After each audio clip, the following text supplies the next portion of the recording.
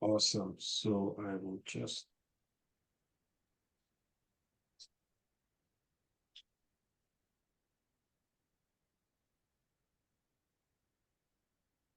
yeah, so thank you so much for all for attending. What I'm hoping to do today is to talk about uh, business process optimization. Some others will call it business process improvement. But I just want to dive into just improving the process. I want to talk about a couple of things about processes. Then I will zoom into the raise requisition sub process. But before I dive into it too much, I just wanted to talk about my NITEC training or NITEC learning. We're also a consulting firm and we do a lot of, we do consultancy, we also do training, we coach and we mentor. You can get all that on our website. We help clients or students with resume reviews, mock interviews, webinars, which you are part of. And we also provide internship opportunities in different domains of business analysis. So it's not just restricted to um, one specific domain, different domains, but also different aspects of organizational development like project management, change management, data analysis, analytics, and product management. Okay, so this webinar is going to run for about an hour. I don't want to go beyond 1 hour. I will appreciate if you can stay muted and have your video off because of bandwidth and also because of distraction. And you can post any question you have in the chat. I will attend to those um, maybe in the middle of the webinar or somewhere at the end.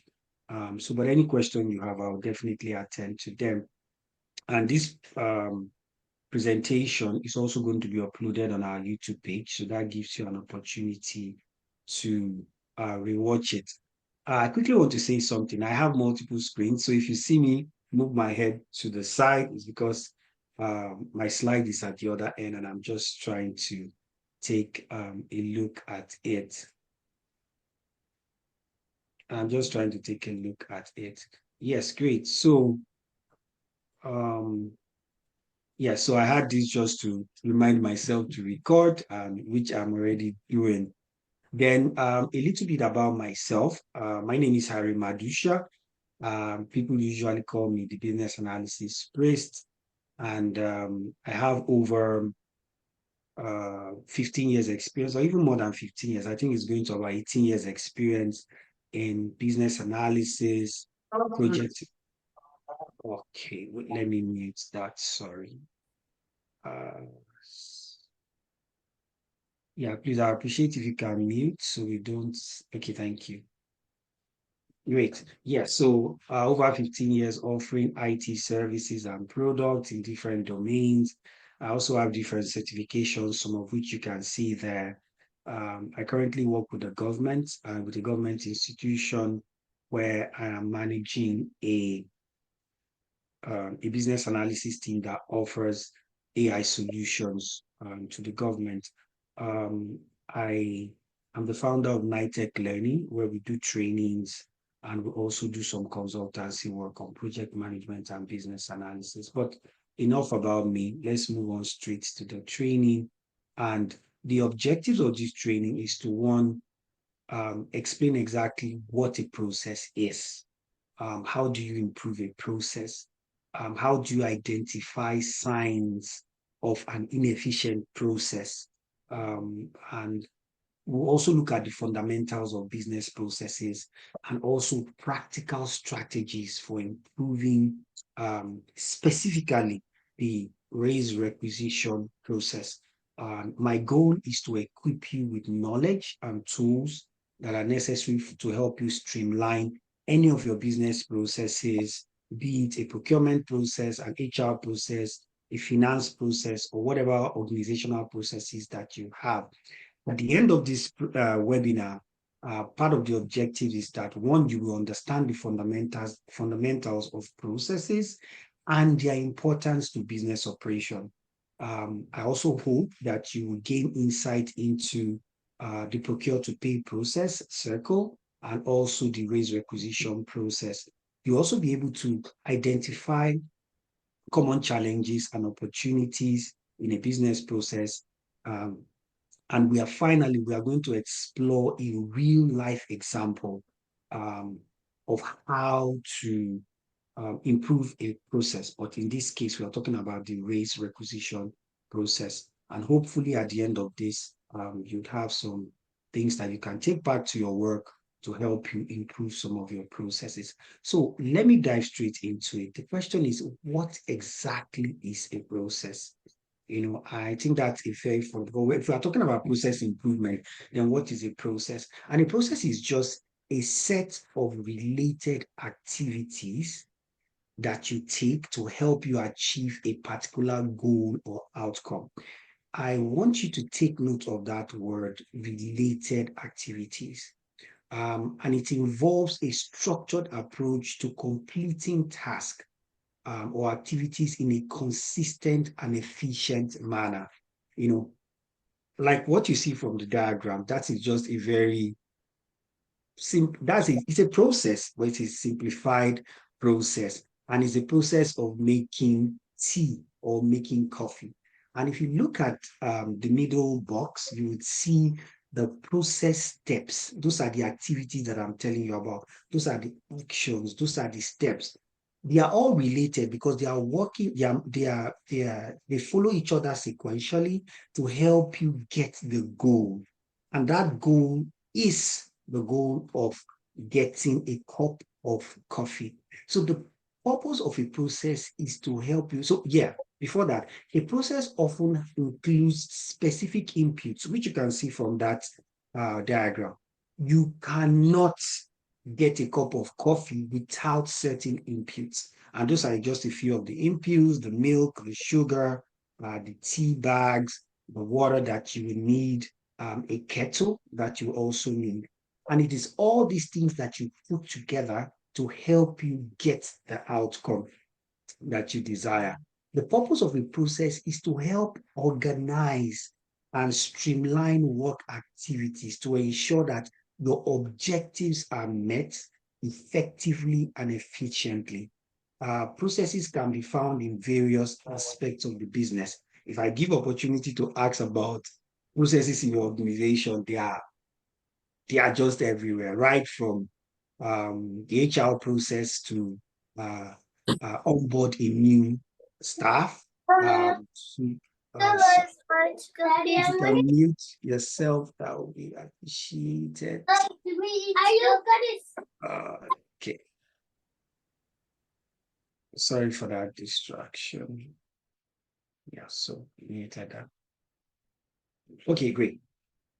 So I lost my trail of thought. But anyway, processes can be found in various aspects of the business, right? From HR to manufacturing to operations to project management to service delivery. Processes are the lifeblood of an organization. And anytime you have a process that is not efficient, anytime you have a process that is full of delays, it creates a situation where your customers are not happy or your customers are not satisfied. So it is critical to understand processes, to understand symptoms of an inefficient process, and to figure out strategies. I'm also going to tell you about techniques to improve processes, but how do we improve the process? So you can see from what you have on the screen, we are going to make a cup of coffee. Apart from the inputs that you need, you also have a set of activities: collect the tea bags, boil the water, fill the kettle in water and plug it, um, add sugar or sweeteners. When the water has boiled, you leave the tea to steep for like 2 to 5 minutes, depending on the type of tea. You remove the tea bags from the cup. You add milk if you want. You use your spoon to stir. You taste the tea to see if it's as sweet as you want, or you add more sugar if you desire, and you sit back, relax, and savor your freshly brewed cup of tea. So that is the process of creating tea. But you also have processes in the office, like I mentioned, even processes in your home. And this is an example that I wanted to bring out to help you see that there are processes in almost everything we do in our lives. Now, let's look at the importance of processes. Why are processes critical to business operations? And the number one thing I want to talk about is that processes help us to streamline workflows. Um, Processes help us to minimize waste. Why? Because we have a consistent and effective way to achieve a particular goal.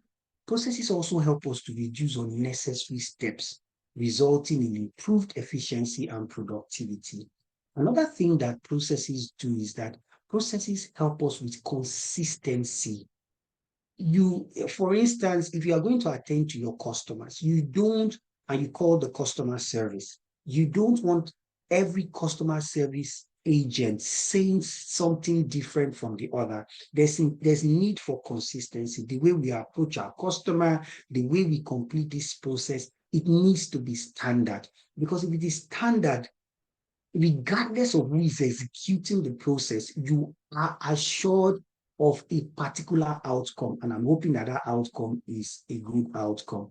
This consistency will help to maintain quality standards and reduce errors and variance in the output of the process.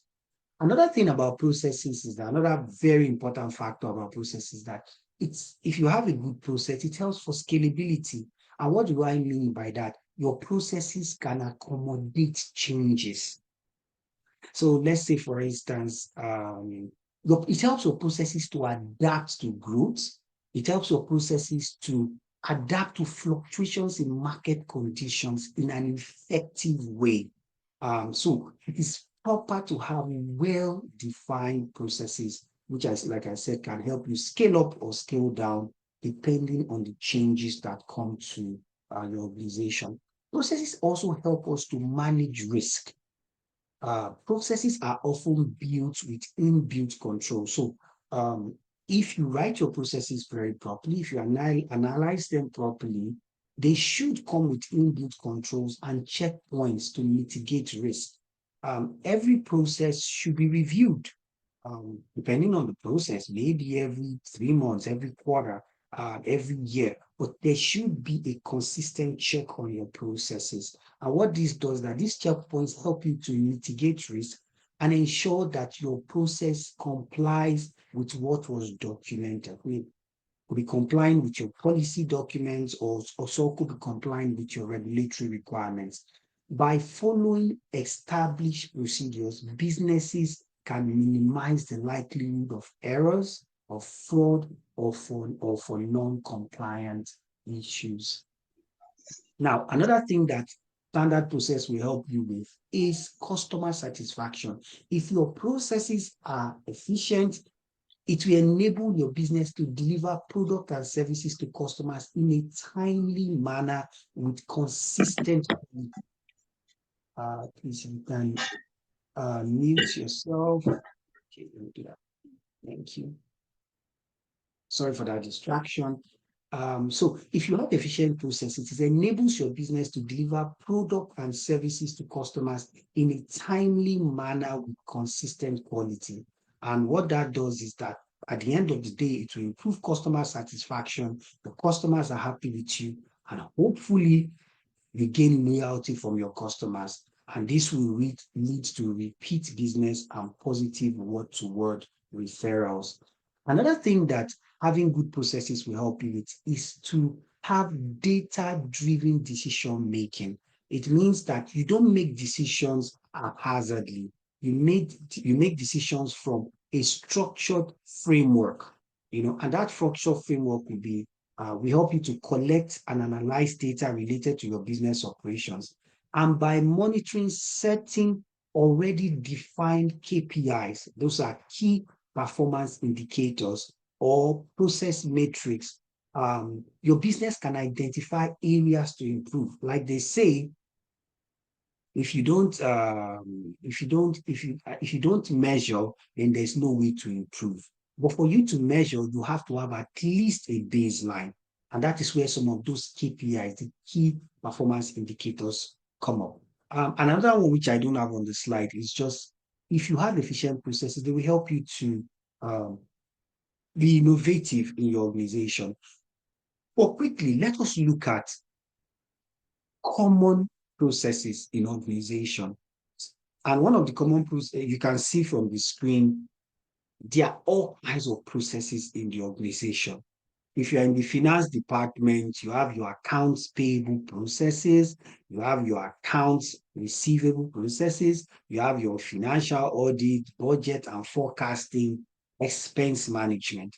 In HR, you have your overtime approval. I like that one. You also have your leave request approval. In marketing, you have your lead nurturing processes, your marketing analytics processes, your market research processes. And in procure to pay, which is usually under the procurement department, you have your purchase requisition process, your request for proposal, process supplier payment, and but we are going to be focusing on raise requisition today. But I just wanted to show you this just to say that in your organization, there are different kinds of processes. And each of these processes helping the organization to achieve a particular set goal. And I hope that one of these is familiar to you. And hopefully, when you go back, you might be able to gain something that will help you improve your process. But I want to focus on the procure to pay process. So we have several in the procure to pay process. The procure to pay process covers, it's like a comprehensive business process that encompasses all activities involved in procuring goods and services, identifying the need for purchase, making final payment to your suppliers, and it has different stages. And some of what you see on your screen are some of the different stages from your requisitioning to sourcing to purchasing, receiving, invoicing, and finally payment. So this is just an overview. So for the requisitioning, this process just begins when a department or an individual in an organization decides that I want a particular good or I want a particular service. And usually this need will typically be communicated through the purchase requisition form, which details the items or the services that they require, the quantity of that particular item, other specifications, and also other relevant information. That's what happens in the requisitioning. In the sourcing and supplier selection, sorry, please let me just mute. Please, if you can mute yourself, I really appreciate. Thank you. So I'm talking about the sourcing. For the sourcing and supplier selection, once the purchase requisition has been approved, the procurement team or the purchasing department will initiate the sourcing process. And this could include identifying potential vendors or potential suppliers, soliciting for bids or proposals, evaluating vendor capabilities and offerings, selecting the best supplier based on certain factors like price, quality, delivery time, and other terms. The next activity would be to create a purchase order. So after selecting a supplier, a purchase order is usually generated and sent to the chosen vendor, the chosen supplier. And the purchase order outlines the details of the purchase, including the items or services. Now, this purchase order, like I said, is usually sent to the vendor or to the supplier.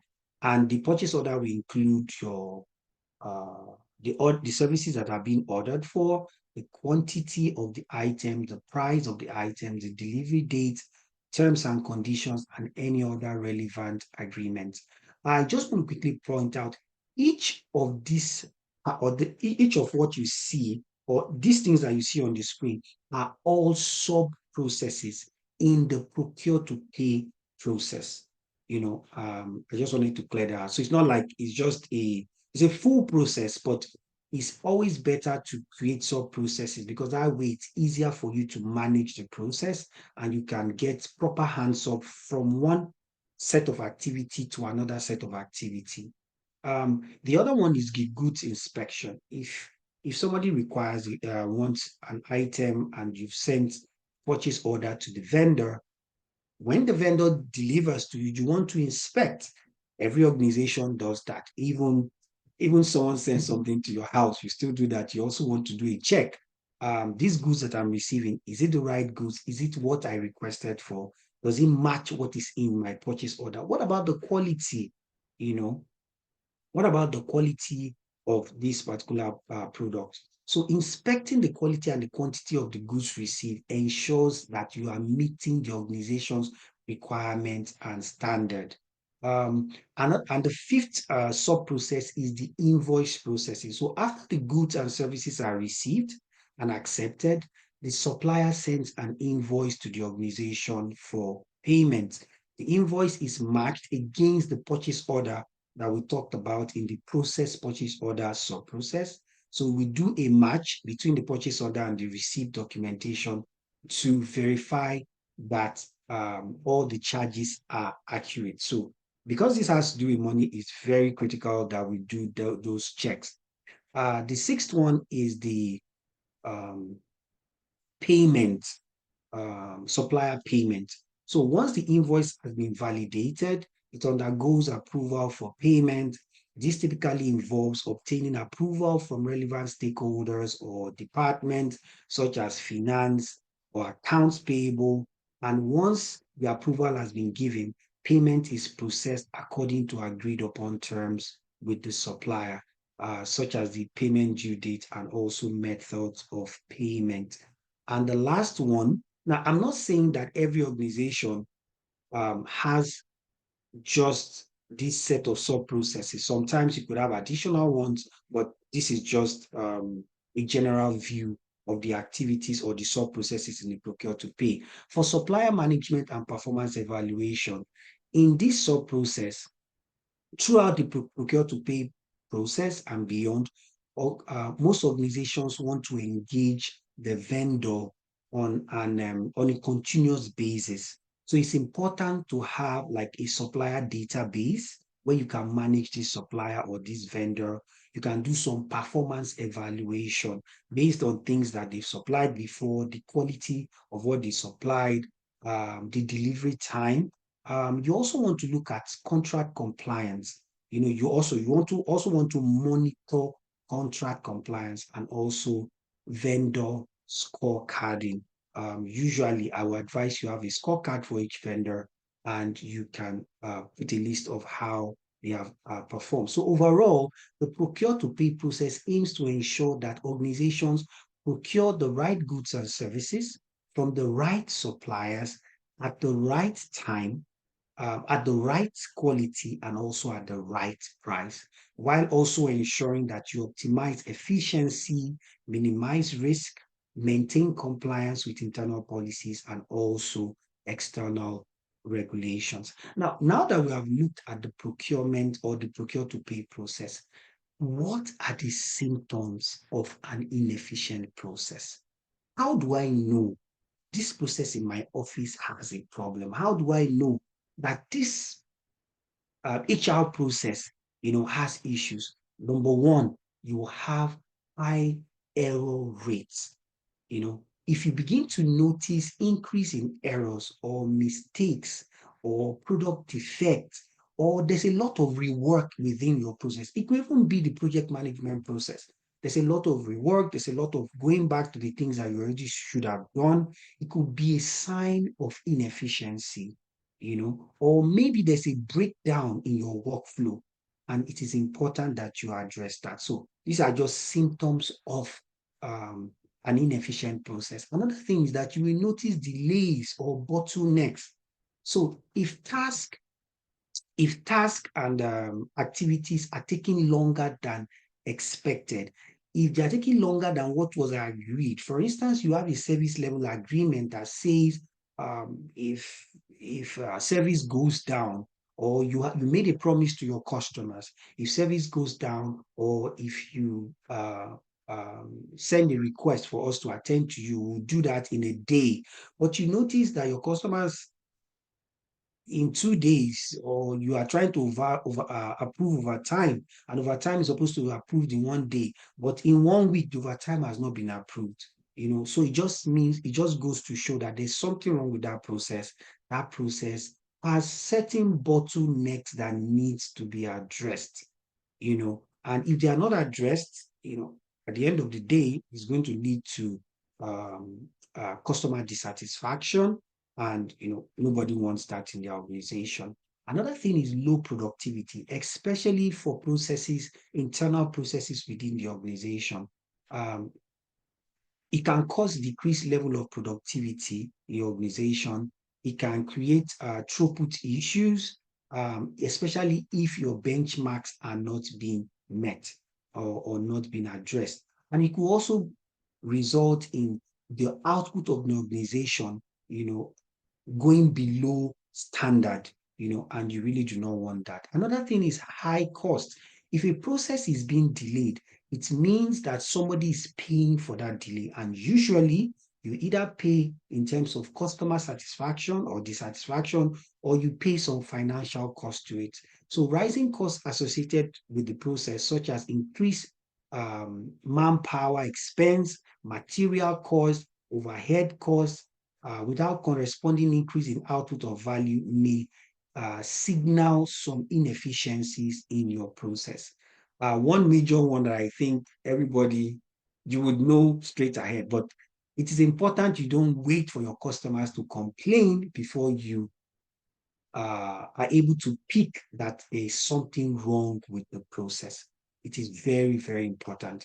And there are things that you can put in place to pick up these symptoms earlier before your customer start complaining. Because when the customer starts complaining, the day a customer complains, you know that you've already lost like two that did not even say anything. So it's important to pick these things. So an increase in customer complaints, dissatisfaction, or negative feedback related to product quality, service levels, delivery times could indicate shortcomings or deficiencies in that process.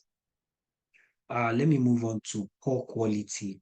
If there's a decline in product or service quality, an increase in defects, or a decrease in customer satisfaction scores, it may indicate that there are some deficiencies in your production process that is affecting the output quality of whatever product that your organization is delivering. Also, if you notice a large amount of inconsistency or a lack of standardization in how tasks or activities are performed within your process, this may lead to inefficiencies or may cause errors or difficulties in managing and controlling the process effectively. So there are other points, but I'm just going to skip on those points because I want to have an opportunity to map out a process right here using a tool that I'll definitely show us. So now that we know the symptoms of process inefficiencies, how do you improve a process? What is process improvement?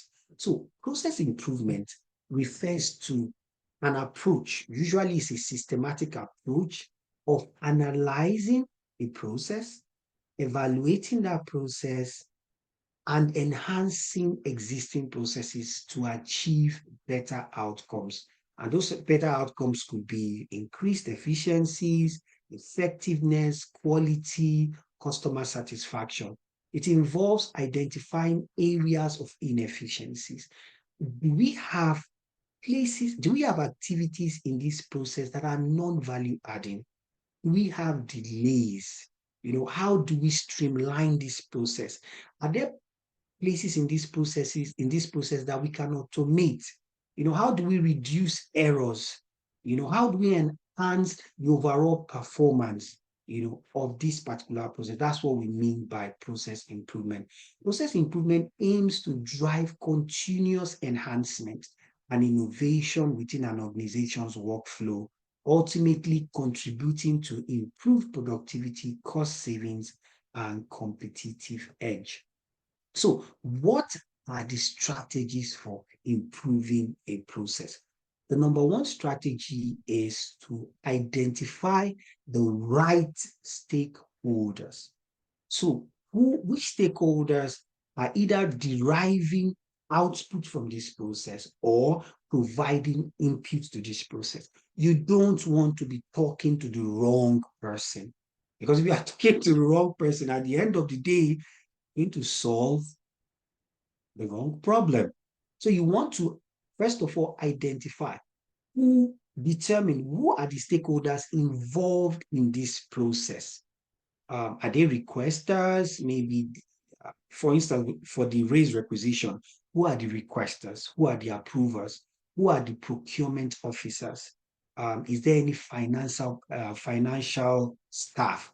Who are the vendors? You need to engage these stakeholders, gather feedback from their experiences of the current process, and this could involve conducting interviews, to send out surveys. You could have a focus group or maybe a workshop to understand what the pain points are, identify if there are any challenges with the process, and maybe also get suggestions for improvements. So it's very critical to identify the right stakeholders and to gather feedback from those stakeholders.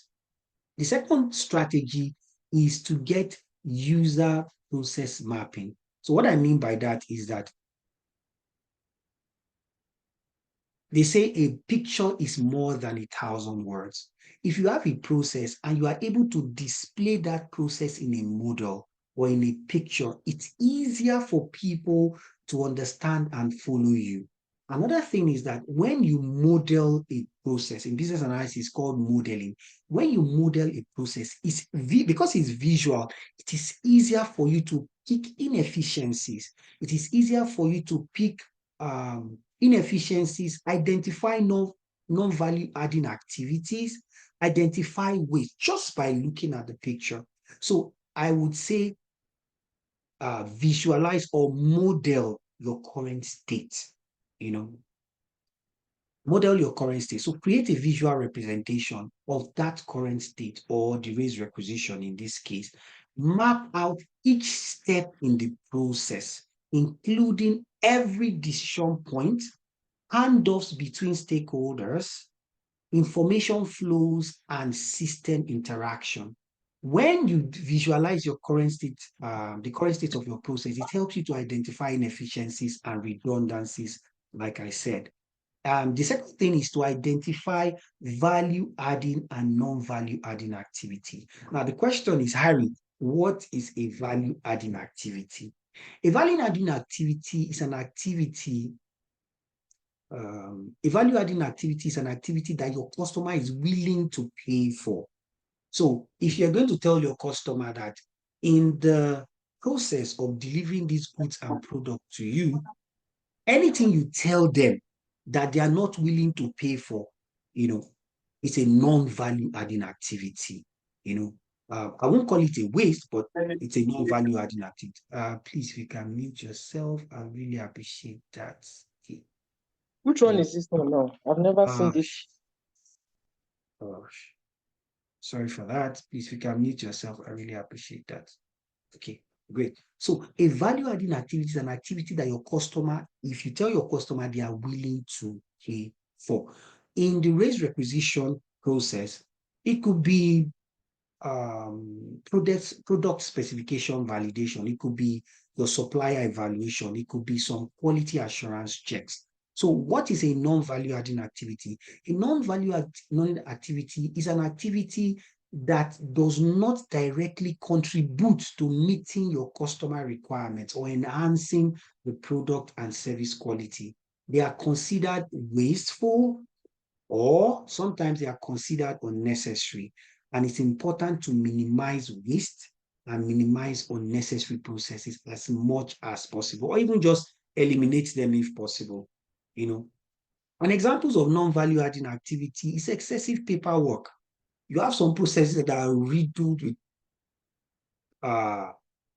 paper, and the paper trails are just too much. And the problem with paper trails is that they could get missing. Apart from getting missing, they could be stuck somewhere. You can't find them, and that is creating a delay. And three people has approved, but you cannot move to the next approval because you cannot find the document. So having a lot of paper trails is one example of a non-value adding activity. Maybe redundant approvals. If you have 10 people approving in a process, the question to ask is that, do we really need 10 people to approve this process for us to get the goal of the process? So those are some of the questions I think we should ask ourselves. Another thing is waiting for responses from stakeholders. Like I said, you have a paper trail for approval, you sent it to the finance manager has approved, and this needs to go to, let's say, for instance, the requesting department's manager to approve, or maybe a director to approve. And for some reason, the director has traveled. The director is not around. Now, the process is just stalled because we are waiting for someone to approve. So that is an example of a non-value adding activity. Another thing you can strategy for improving your process is having a process handoff agreement. This one is very critical. And what is a handoff agreement? A handoff agreement is just a simple but comprehensive document that stores all the information that a stakeholder requires for smooth execution of his work. So if, for instance, I made a request to be paid my overtime allowance, and I sent a documentation, or I sent a request to my manager, but the request that I sent to my manager does not contain all the right information. What time did you do this overtime? In what place did you do the overtime? If it does not contain all the right information, when this form or when this request gets to my manager will have to send it back to me, causing delay. But imagine that before time, I already knew what my manager requires. It means that we will not have this back and forth between myself and my manager, which creates delays. To fix that, it is important to write down the requirement for a smooth handoff. In business analysis, is called a process handoff agreement, and it just details what a stakeholder requires to be able to perform his work in relation to that specific activity in the process. So, how do you do that? You talk to each stakeholder, usually the person that is going to approve, and ask, what are your requirements? What do you want to see for this document to be approved? Then when that is given, you put that in the form that the requester will fill. So it becomes a handoff agreement. And that handoff agreement can be reviewed every year to make sure that it is not just consistent, but it's still complete and is still relevant. The next thing is to define performance metrics. Excuse me, define performance metrics. Every process should have KPIs. I've seen processes without KPIs. Now, the problem with that is that, how do you improve a process when you've not defined what the performance metrics should be? How do you improve something when you don't even have an idea of how to measure improvement? So it is important to have KPIs to measure the effectiveness and the efficiency of your process. Not just that, monitor these KPIs regularly. And there are several tools that you can use to monitor the KPIs of a process. There are several tools, just depends on which department and what you are working on. There are a lot of ERPs that have KPI monitoring capabilities embedded in those tools. And the last thing I would like to say in respect to that is automate your repetitive task.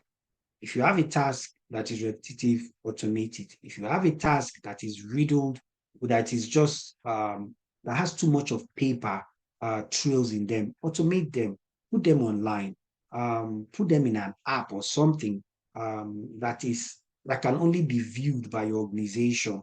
So that if somebody travels, they can approve on their phone. If someone travels, they can approve on their laptop. You don't have to have paper trails moving around. And that is a very great, automation is a very great way to improve a process. Now, now that I have my process strategies, how do I implement these strategies?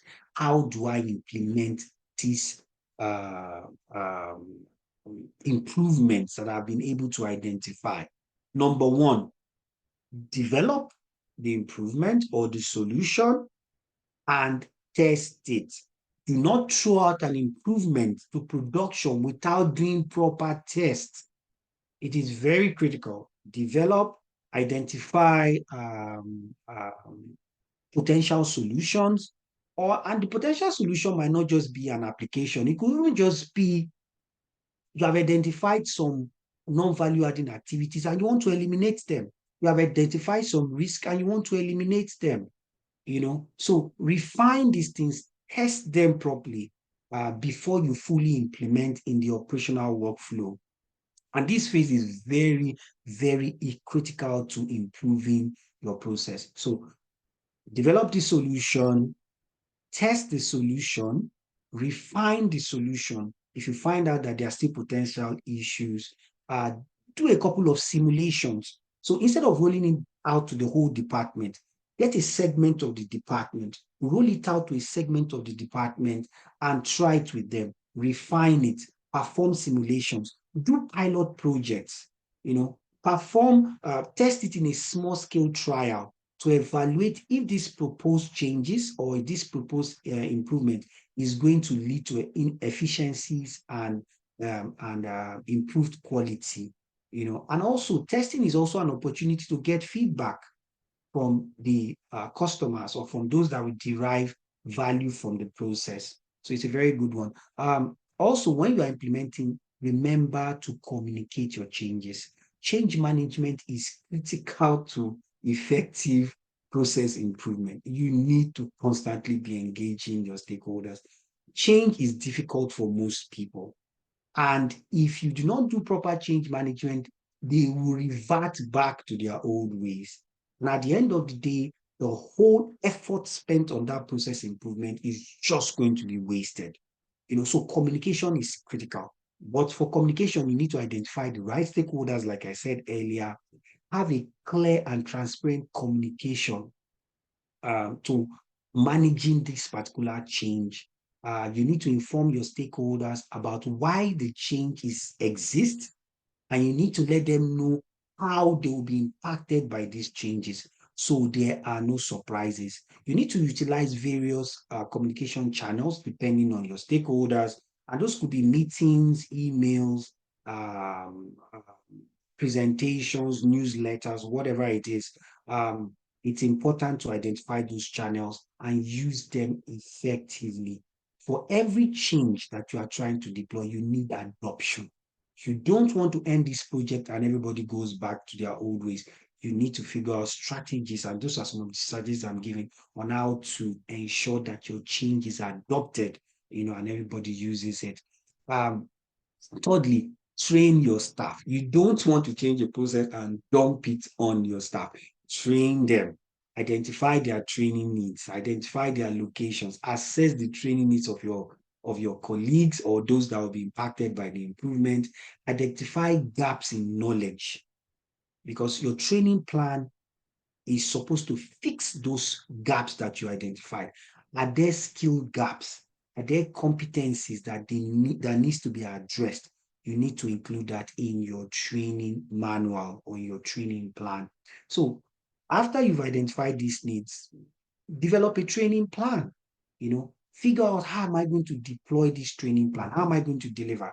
If you have groups of stakeholders in different time zones or in different parts of your organization, you need an implementation plan on how you are going to deliver that training to each of those groups.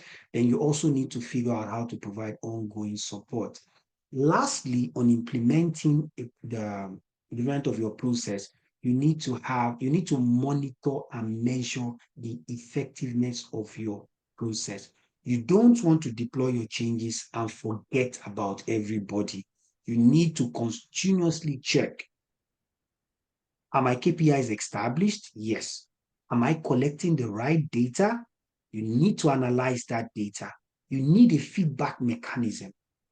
It's been 3 months since you deployed the process improvement. Get feedback from your customers, and get feedback from them. And in the feedback you get, it helps you to continuously improve and get better. One very important aspect of process improvement is continuously improving. Continuous service improvement, continuous process improvement. But that happens if you get the right feedback from your customers. And when I mean customers, I mean those that are using the process. Now, quickly before we move on, what are techniques for improving processes? Number one, technique that I love it using it. Why? Because it gives me a holistic view of my processes. So it tells me about who is supplying inputs to my process and which customers are gaining output from my customers. Now, this technique is called the cycle. Please, you can mute yourself. I really appreciate that. Thank you. I'm sorry, I just wanted to fix that. Sorry. So sorry for that. Yeah. So this technique is called the SIPOC technique. In the SIPOC technique, it lists all the processes it lists the activities in the process. It also tells you the suppliers that provide inputs to this process and the customers that get output from the process. And it just gives you a 360 view of your process. And then you can also identify how you can improve that particular process. Another technique is the value stream mapping. And with the value stream mapping, it's a lean management technique used to analyze and visualize the flow of materials, the flow of information through a process. It helps you to identify waste. It helps you to identify bottlenecks. It helps you to identify opportunities for improvement by distinguishing value adding and non-value adding activity.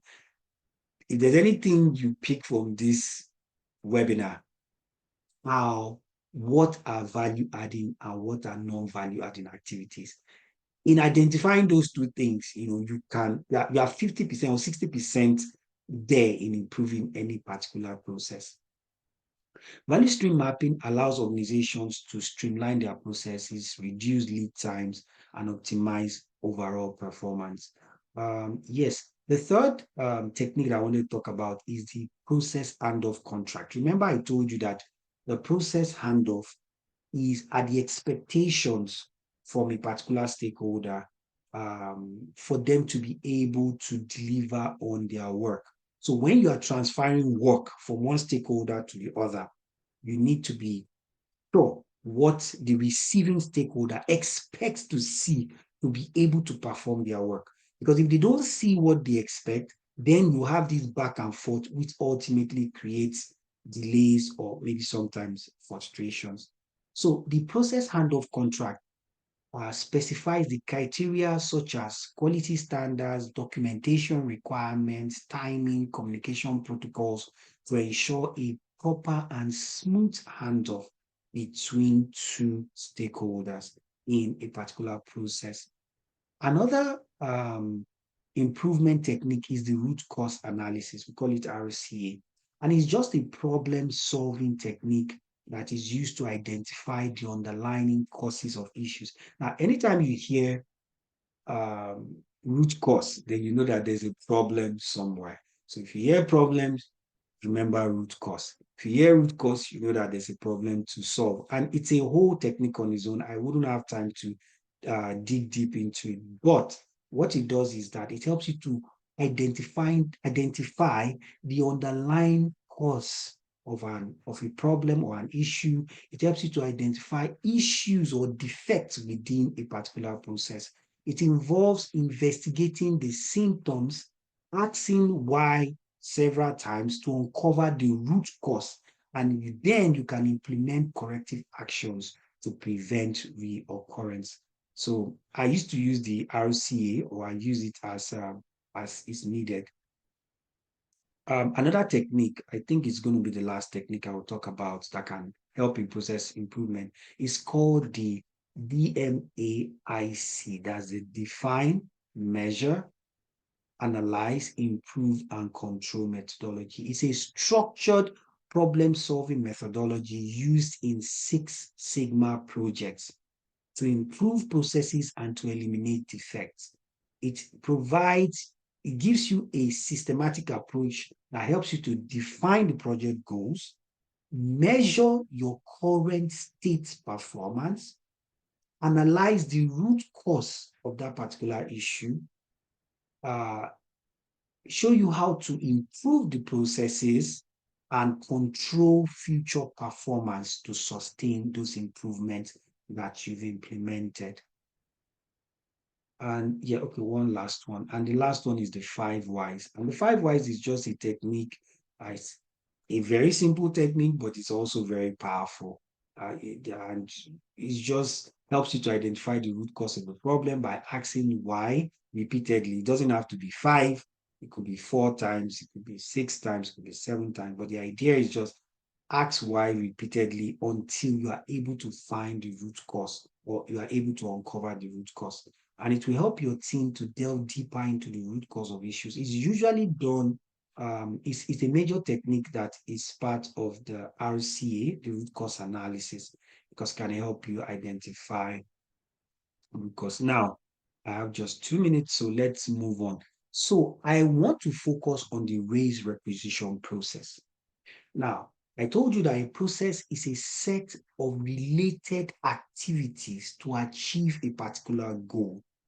In the raise requisition process, what we are trying to do is that we have a requester, and that requester is in need of a product or is in need of a service, and is trying to make that request to the manager or to the organization so that they can procure that product or procure that service for that particular requesting department. The input to that process, the stakeholders. So when I put stakeholders here, is group. So we are talking about the requester. We are talking about the requester's department. We are talking about the finance manager, the procurement manager, the store manager. They are all stakeholders. Another thing, another input is your handoff contract. Remember, I told you. Now, in this case, the handoff contract is that requisition form. You don't want to have a requisition form that does not have everything that is needed for the manager to make a proper assessment if that particular product or service is needed. So that's one very important handoff contract in the raise requisition process. Also, budget information, because if a requester makes an information and the manager does not have the budget to handle that request is going to be denied. But there needs to be an assessment of if the manager has the budget. So the manager needs access to that budget, and also the requisition form. Okay, good. And also the requisition form is also an important input. So these are the set of activities. The requester fills the requisition form. The manager reviews that requisition, and the manager confirms if there's budget. The manager approves or rejects the requisition form. The store officer checks if the item is available in store. The procurement officer selects the vendor if that item is not available in store, and the procurement officer generates a purchase order. The output of that process is your completed requisition form and the requisition and the purchase order that has been created. So what I'm going to do now is I'm going to exit here, and I want to draw that flow very quickly. I hope we have enough time for that. Just bear with me. I think you can see this screen. I've been talking to myself for a while. Can anyone see I guess we can see. Yes, you can see it. I can see we it. can. Yeah. Awesome. Okay, so now what I want to do is to model the raise requisition process. I've shown you the process activities, I've shown you the output, I've shown you the input. But it's usually easier to identify improvement points if you model a process. So let's quickly do that. I'm using an application called fraught.io. It's an online application, but the file is saved on my system. So I am going to change this to, let me reduce the size a bit so I can see better. Awesome. Then I'm going to bring in my canvas for processes. Seconds, yes. So I'll bring in my links, view. Let me just take off the grid. Good. Good. So the name of I usually would like to name my process, right? So if anybody sees it, they know exactly what I'm talking about. So I'll call that the requisition process. I hope this is big enough. Let me make it bigger. Raise requisition process. So that's the title. How many lanes do I have? I think, you know what, let me deal with, I think I'll need another link, but let's leave it at this for now. So who are my stakeholders? Now, my number one stakeholder is the requester. So I'll put requester here.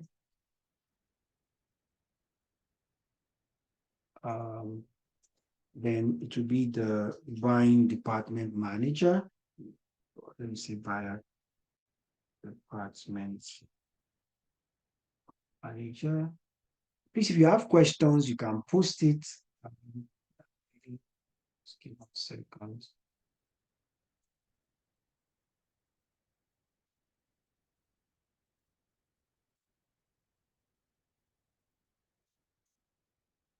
Okay, buyer department manager. The next person will be, let's say, procurement, or let me say store manager.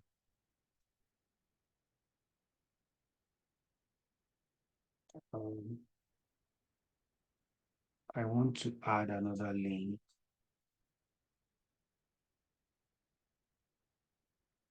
No. Need to add another lane. You'll see.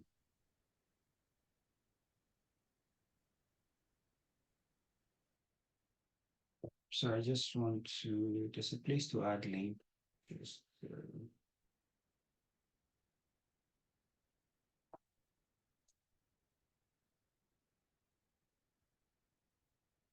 okay, let's continue. I'll find that later somewhere here.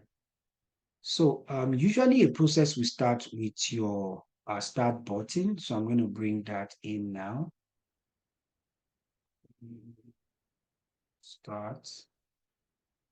Use this.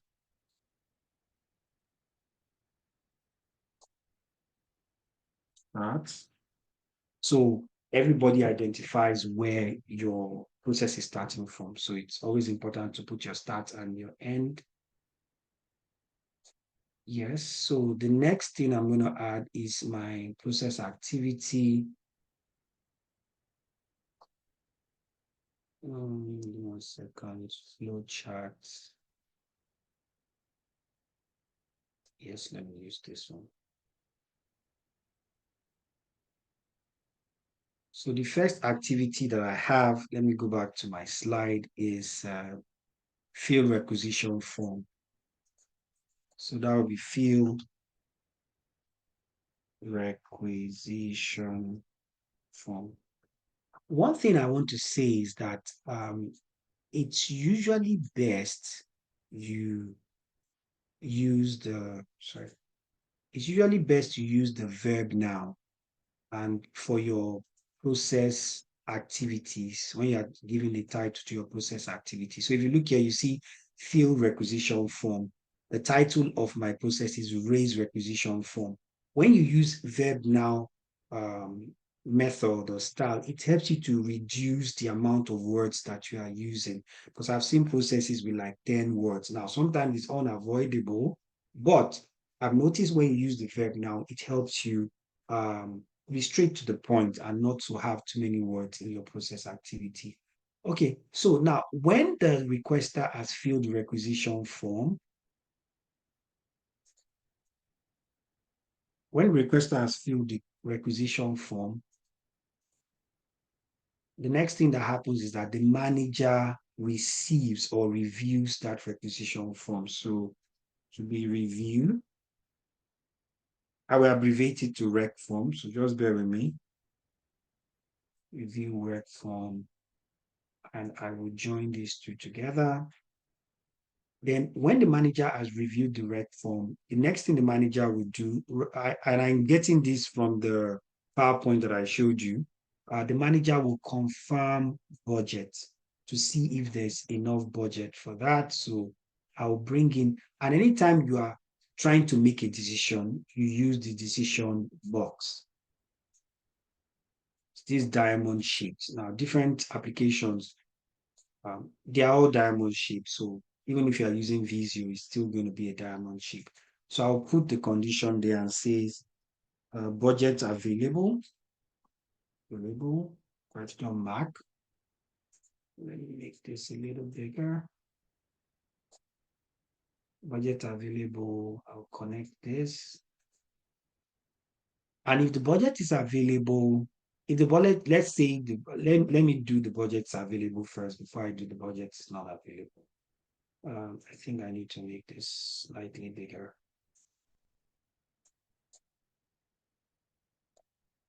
I'll bring this to here.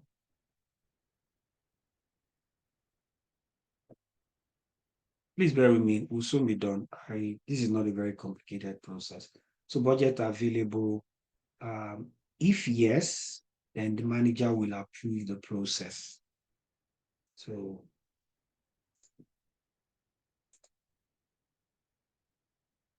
that will be approved requisition, approve rec.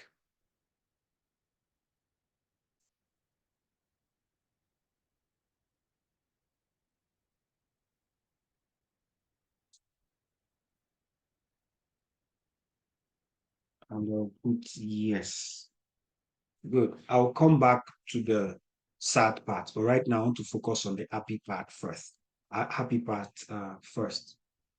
There is, you will select a lane and control C.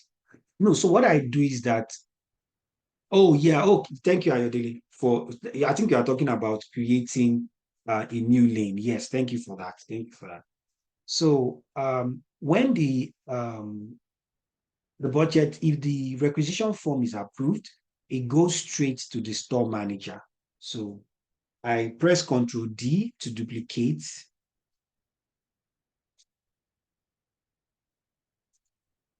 I press Ctrl D to duplicate, and what does the store manager do? The store manager checks to see if that particular item is available in stock. Now, because it's a condition, I cannot use this box. So I have to use my decision box. So I'll duplicate my decision box and I will move it here. So item available in store, question mark. Don't forget the question mark for your decision box. Now, if the item is available, now I said I'm working on my happy part first. So I'm doing all the yeses first. I'll come back to the no's. So if the item is available, duplicate, no. Just trying to pick this box. So that will be issue item to buyer. Now connect. And this would be my yes. If you have any questions, you can post them. I will still look at the questions. Just modeling right now. And if when the item has been issued to the buyer, then it means that the buyer is satisfied. Then the process can end here. So let me move this here. I will do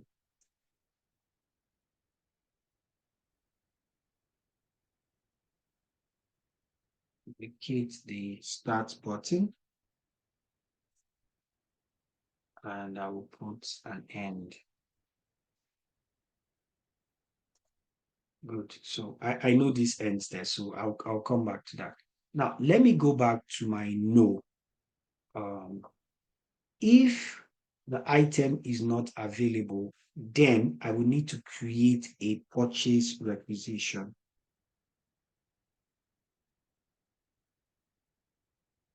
Control D.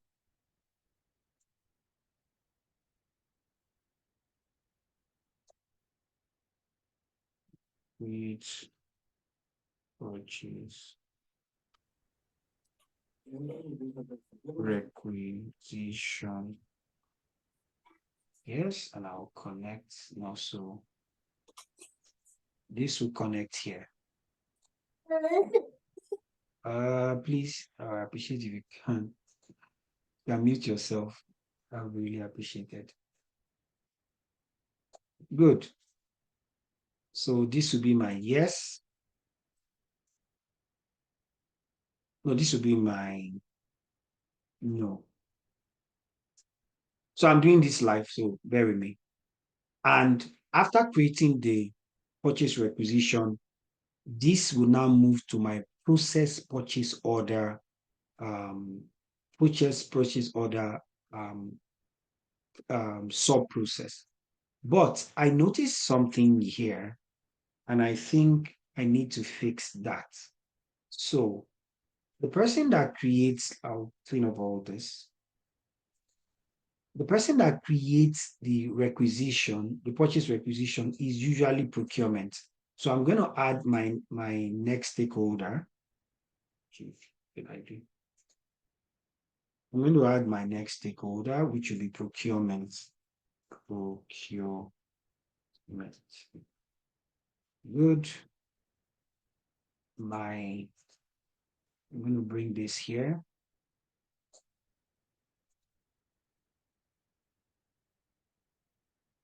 Good. And that will be a no.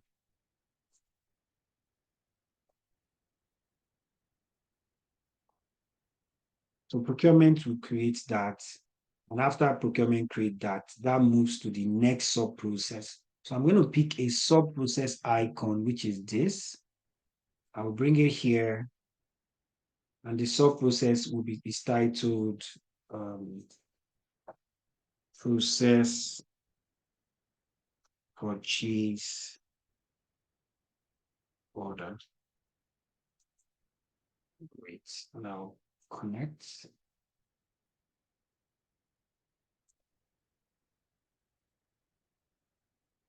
And then I would end.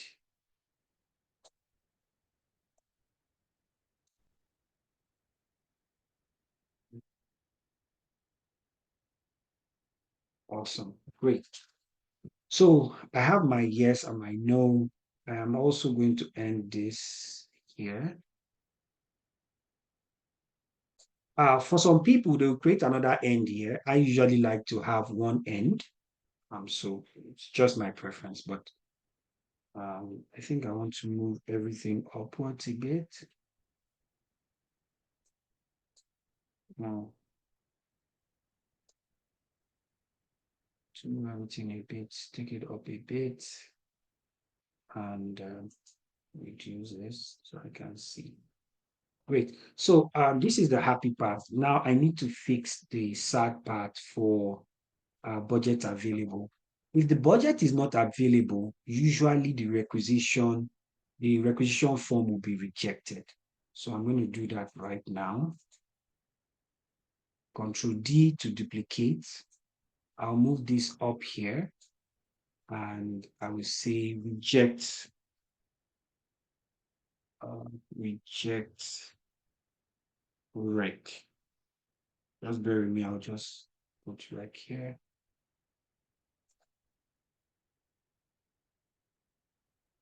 This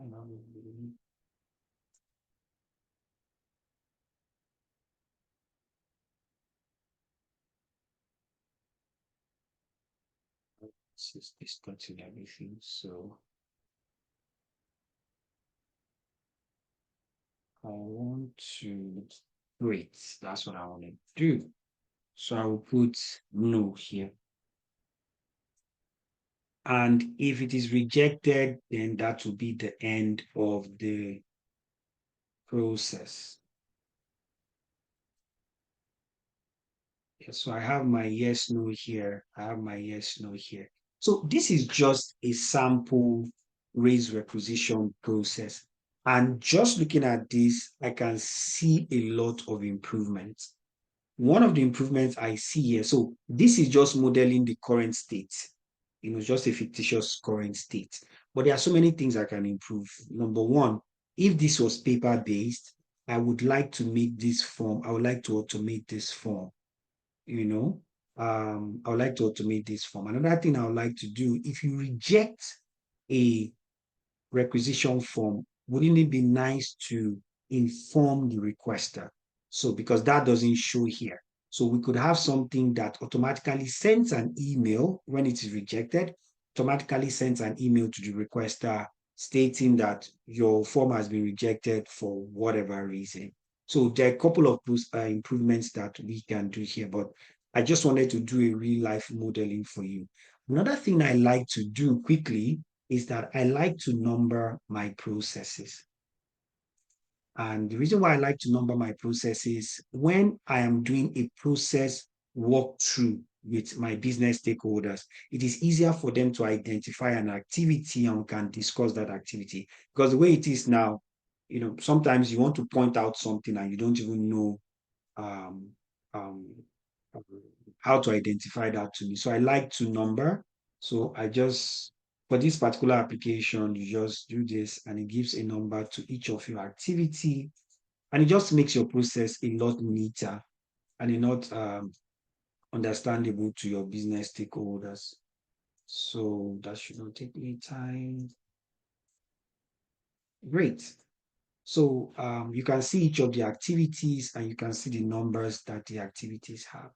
So that is actually what I wanted to do today. And I really hope that each of you got some value for this. So I want to throw it open for questions. If you have any questions, let me know so that I can address those questions. Any question for me? Let me check the chat. Any questions? Any questions? Is everything clear? Can we talk? Can we ask? As opposed to Absolutely. typing. Absolutely. Anyone works.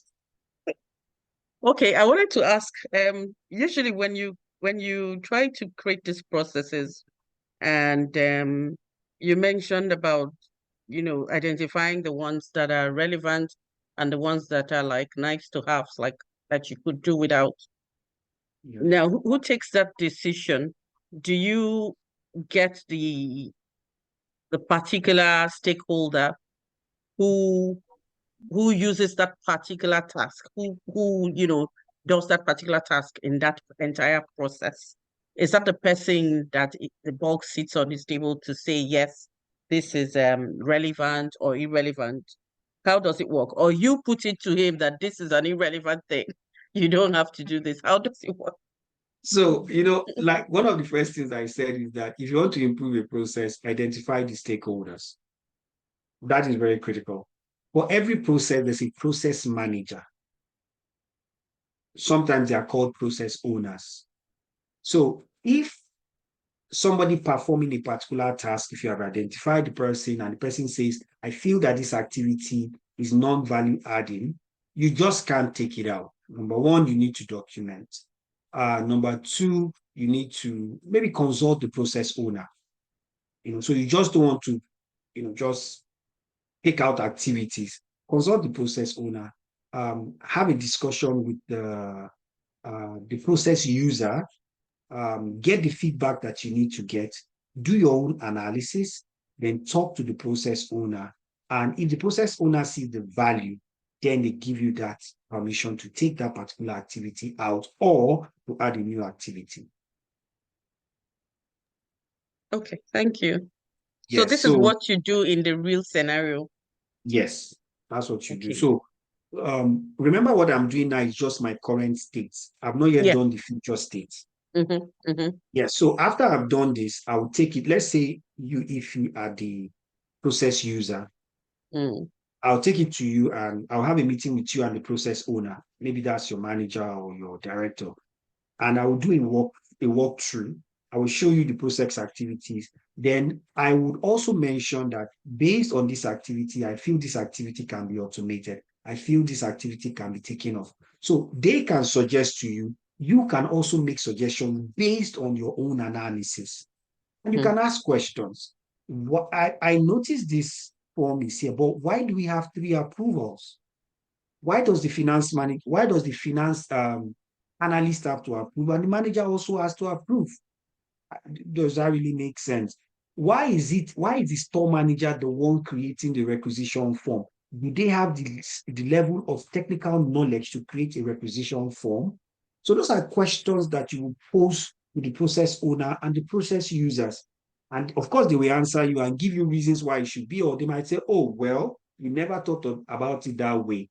What do you think what do you think as the analyst? And then you will say, okay, I believe that if we eliminate this, we'll be able to still achieve the goal of this process, but would have succeeded in taking out 2 activities that are redundant or 2 non-value adding activities. Okay, thank you. Yeah, are you satisfied with that answer? Yeah, sure. Yes. Awesome. Thanks a lot, Ify, for that. That put me on my feet. Why did you use? Sorry, I'm looking through the chat now. Thank you, Ayodele, for that suggestion. Why did you use the shape in box? Gold, you can unmute yourself. I don't know what shape in box you are talking about. Shape in box. That's the process purchase order. Why did you use that shape on 7? Right. Yes, so that's what he's asking. Yeah, so this symbol is for a sub-process. What is a sub-process? A sub-process is a group of activities in a process that are achieving its own specific goal. I can put it, so in this box are like 20 other activities.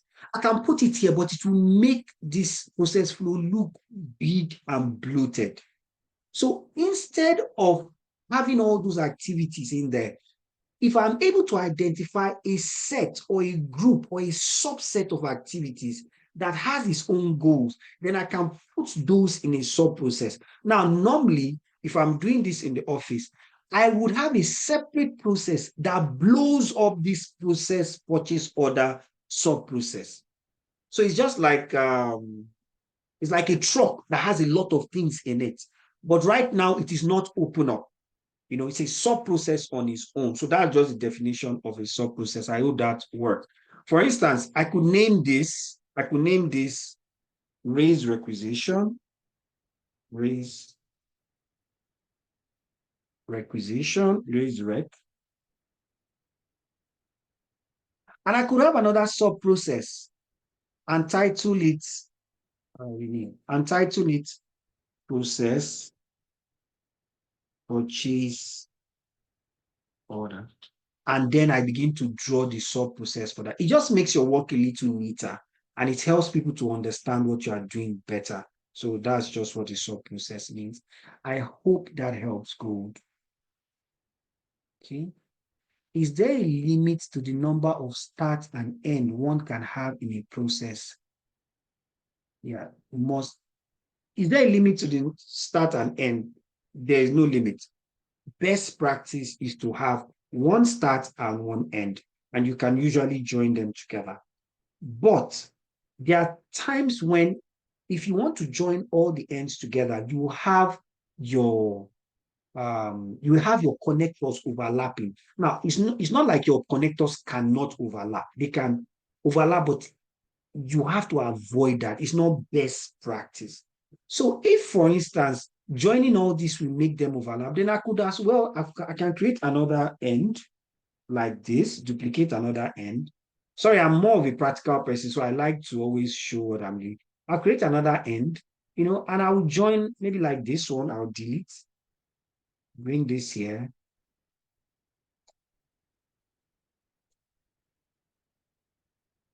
Stop. I'll bring this here and I will connect. But I just feel it's better to have one end. But if it is unavoidable, you can have multiple ends. But I've noticed anytime you have multiple ends, it is when your stakeholders are visualizing, it's always difficult, and strain us to like figure out where what is going. So I like neat process flows. I like to follow the best practice as much as possible. But remember, it is best practice. It is not a law. So if best practice is not working for you, you can adapt to what you want.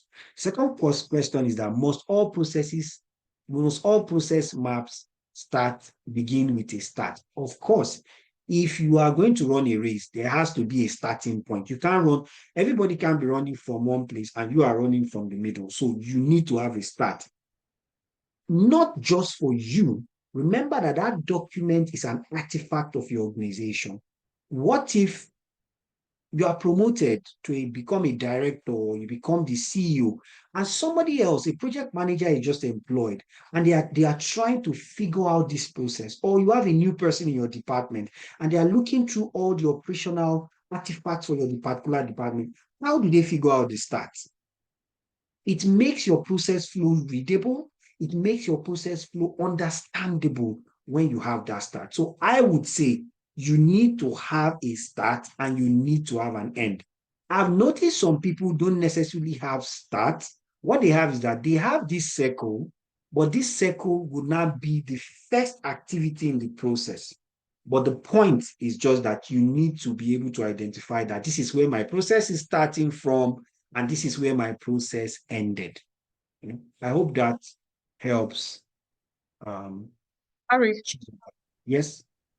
one more question. When you have a cyclic process, let me use that instance. When you reject a requisition and it goes back to the requester and he sends it back again, and then it rejects again, and then he sends it back again. How do you solve that? Do you have to give a handoff? What did you call that again? Handover. A handoff contract. Handoff contract when you reject and you're sending it back to them. Yes. So it all depends on how you it all depends on how you, if you are using a system to automate it, it depends on how you program the system. So for instance, how would I explain? So for instance, let's say, for instance, the manager, this is an online system. Let's assume it's an online system.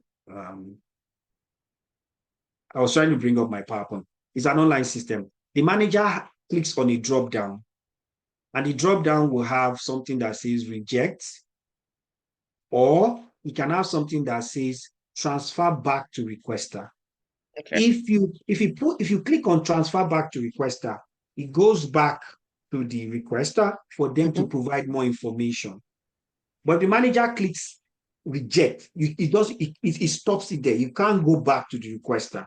So if you are using a system to automate it, then you should write a requirement so the developers know that there should be an option for moving an activity back to the requester or back to where it came from, or completely rejecting it and it doesn't go back. Do you get it? Yeah, I get it. But why I'm saying it, in real life, why would I just stall the process? Because I mean, the person who requested for this needs it too. So why would I just reject and it stops there? What if you don't have the budget? Is it gonna let the person know that this is the reason I rejected this? Oh, yes, that is why there will be a box for more information. So if you are rejecting, the system will force you to put a reason for rejection in the box. Okay. Yes. Okay. Because if you don't have budget, there's really nothing you can do. Maybe we'll have budget in 6 months or in 1 year. So you put an information that says this is rejected because of lack of budget, but we'll provide budget at so time. So we've exceeded our time and I need to stop. That's why we have exception or alternative flows. Good. Yes, Ayodele. That's why we have that. So I don't know if there's anything on that question, but I want to thank you all for attending. I know I exceeded the time. I really, really apologize, but I really wanted to do a hands-on for you so you see how it flows. I just don't want to, I just did not want to talk. So thank you so much. We'll be having another webinar in like 2 weeks. I'm not sure what that will be. We might be modeling another process, or we might be also asking, I'm thinking of doing a webinar where you ask me anything business analysis, and I answer those questions. So I'll definitely let you know when that is coming up, but most likely it will be in 2 weeks. But I want to thank everyone for attending. You have made it very interesting. Thank you, Bill, Imelda, Paul, Ifoma, Ifi, Chi, Mistura, Chizoba, Ola, Ayodele, Ade, Sandra, Christina, Gold, Osa, and Olu Wakemi. Thank you so much. And I wish you a lovely night rest. And I hope to see you next time. Thank you. Bye-bye. Thank you very much. Thank you.